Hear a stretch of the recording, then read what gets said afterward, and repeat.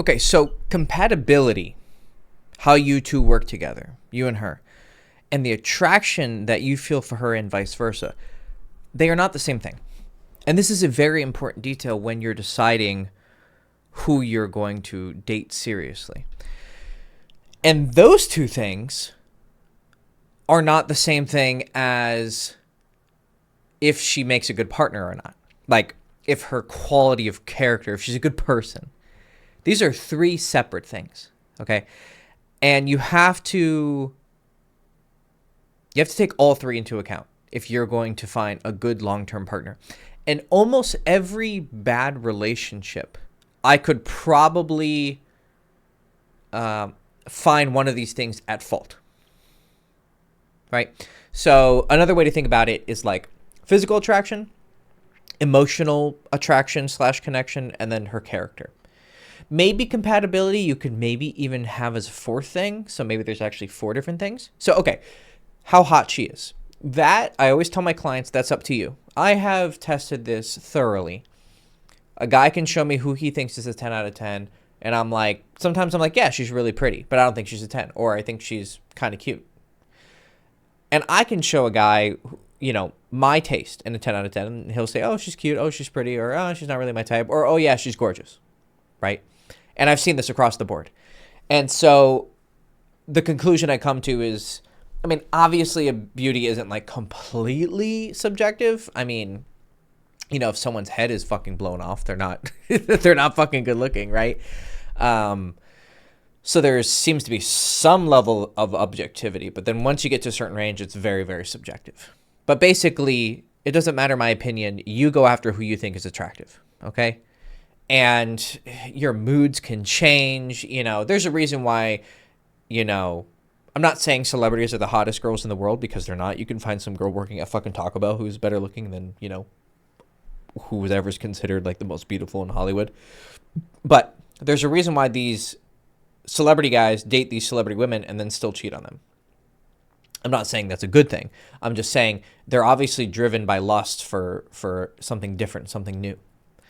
So there is no perfect good-looking girl. But your desire for a girl is completely up to you, right? It's your subjective taste, okay? So category 1, that's up to you. But definitely make sure you find someone you're attracted to. Face and body, right? You want to have both. Then you have your emotional attraction to them. This is going to be their personality. Now, in my definition, a girl's personality is just as subjective as her looks, right? A guy might like a really talkative girl who he can talk to a lot. A guy might like a girl who shuts the fuck up and doesn't talk. A guy might like a sassy girl, right? Like, I have friends who like really sassy women. I don't like sassy girls. I like a little bit. But some of the ways I see these girls talk to these guys, I'm like, I would never put up with that.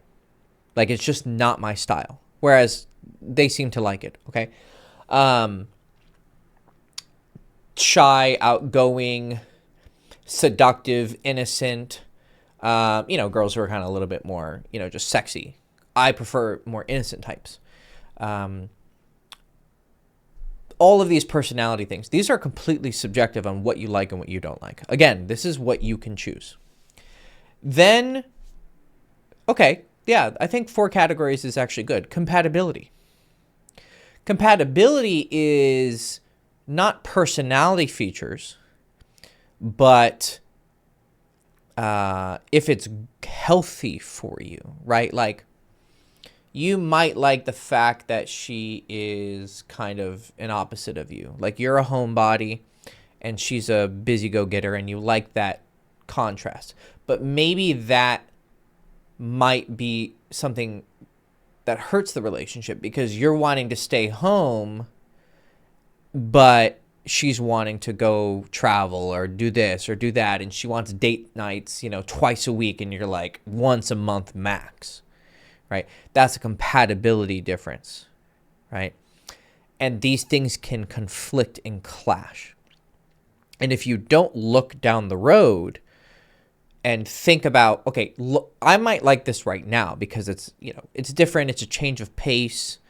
But is this something that I actually want in my partner, you know, down the line? Let me move my camera up. I don't like this angle. There we go. Looks a little bit better. And yeah, so you have to think long term, right?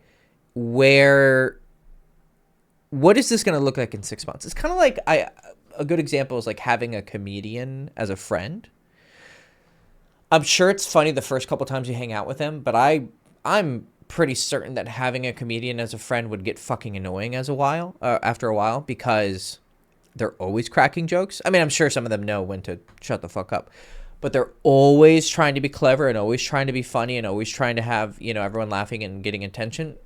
It can be a bit obnoxious, right? It's the same thing with a certain personality trait that you might find endearing at first, but then it becomes annoying as time goes on. Okay. So you need to think about not just what you like, but what works good with you in the long term, right?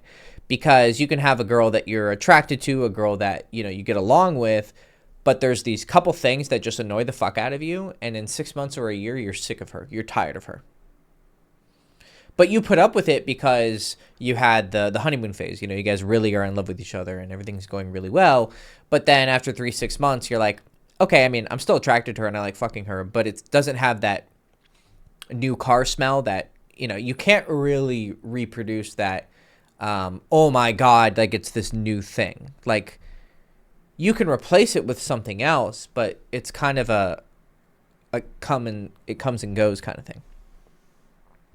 And so you need to be thinking very long term. And then that's actually completely separate from the objective quality of if she's a good person or not, right? Like you could find a girl who's really hot, really fun to be around and cool, but she's not a good person, right? Like she's deceptive, she lies, she's a whore. And I don't mean that necessarily in promiscuous sense, but like she's just like, when I say whore in a derogative sense, I mean a girl who uses her sexuality to purposefully manipulate others and get what she wants, or to get sex, which she wants, but she does it without regard for people's feelings. Okay. This, I would say, you know, she's a whore, or she's like, oh, my cat's crying. She wants to get inside. No, wait, I'm making a video. She doesn't understand English, obviously, but I'm hoping she gets the hint with my tone. I think animals are a bit smarter than you give them credit for. Or not. And she's just going to keep crying. Yeah, you know, dishonest, not generous, doesn't have a sense of self-sacrifice, doesn't have a sense of self-awareness, and, you know, never is really looking to improve herself, et cetera, right? Character traits that, like, this is a high-quality good person versus this is not a good person. Her moral character, her integrity. So I guess you could make these like the 4 pillars of you know, the chemistry that goes into what makes a good long-term partner. And you have to consider all of them. You can't just consider one. But most people can only consider 1, maybe 2.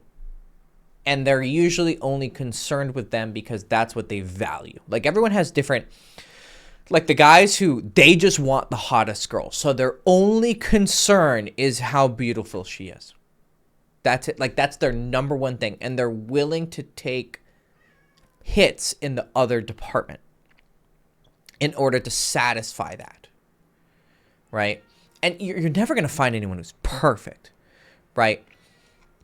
But I tend to, oh, one second. Someone's now fucking calling me. God damn it. Okay, getting interrupted. Getting interrupted by the camera angle, my cat. Now someone was calling me. So what you have is a situation where you need to figure out what you value, right? Do you value comfort, right? So if you value comfort, what a guy is probably going to look for is a certain emotional character of like, she's low key, she's nice, she's sweet.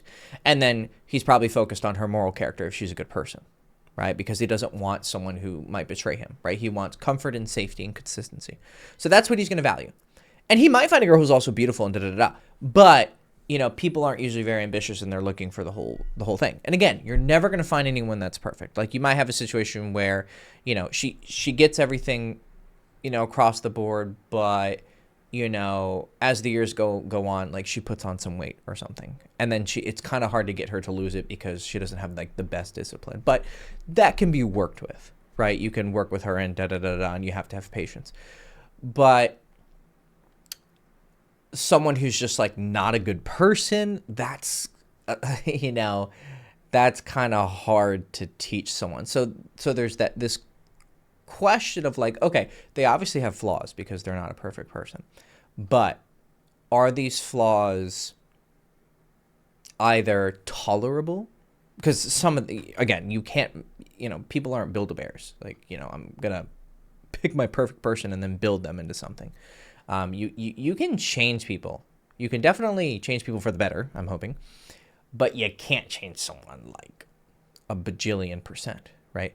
So you have to be willing to tolerate some degree of incompatibility or imperfection. But then there is also the question of, is this a negotiable trait? Is this person willing to change this about themselves for me? Okay. And all of these things can be discovered in the first couple months you're dating someone. Not everything, right? But this is why I'm a big advocate of the sleep with the girl quickly, establish that sexual romantic bedrock, and then develop a connection on top of that. Because that attraction bedrock is the most foundational. I don't know if I can say it's the most important, but it's definitely the most foundational. Like if you don't have anything on top of it, then it's just a foundation and it's not a house.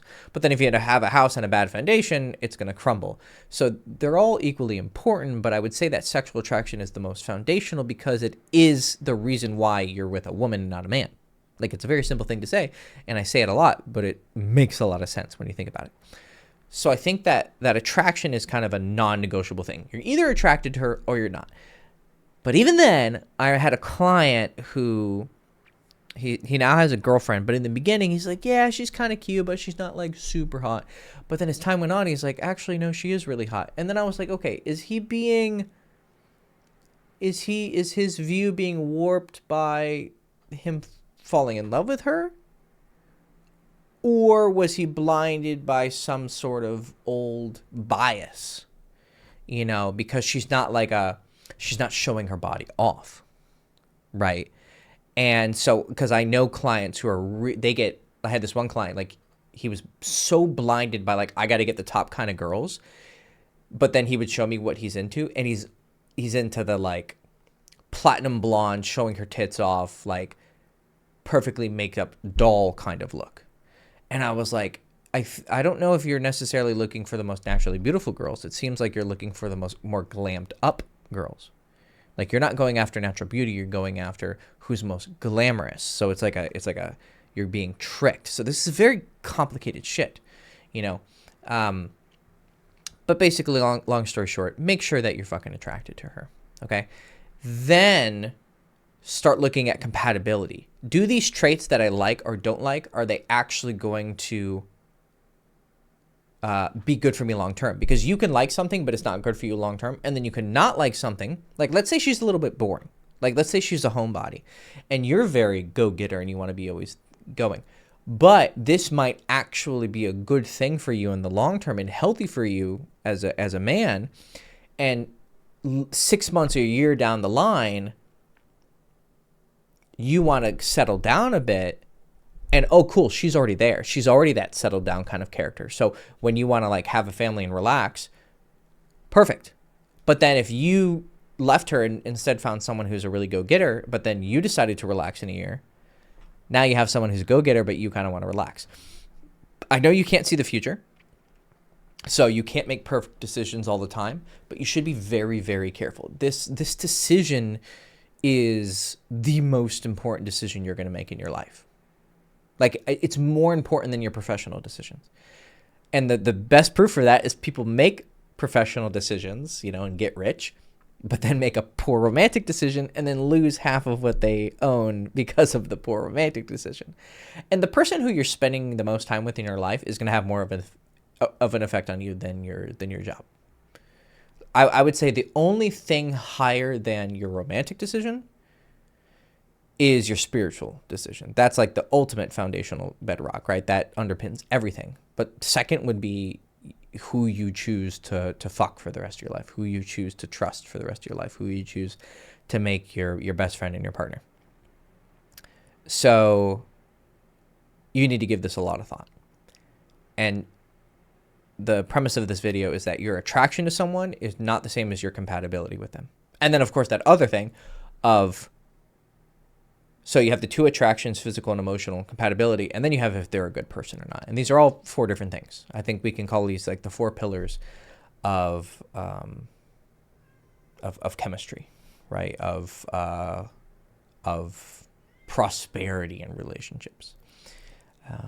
Probably the next video I want to make is describing how you should actually approach viewing a woman in a relationship. That'll be a good one. But yeah, the basic point of the video is, besides that, you know, kind of motto of compatibility and attraction are different, is you need to ask yourself what you're driven by. Are you driven by like comfort? Are you driven by I need the hottest girls? Like, you're driven by beauty, or you can call it achievement. Are you driven by just pure hedonism? Like, you know, which, if you mix it with achievement, you'll go after the hottest girls. But if you mix it with comfort, that kind of guy is actually just going to take whatever. Like, he'll fuck whatever because he just wants to get his dick wet. And so you need to, you know, or are you driven by like character? Like, some people just, oh, I only care if she's a good person or not, right? Or you only care if she's really sweet. Find what you're most driven by and just accept it. I don't think you necessarily need to change it, but I would make sure that you don't sacrifice too much of the other things. Because if you sacrifice like her character, then you're an idiot, because she's a bad person and she's going to ruin your life. If you sacrifice too much of attraction, then you're going to always kind of be wanting to fuck other women. Like, it's going to be harder.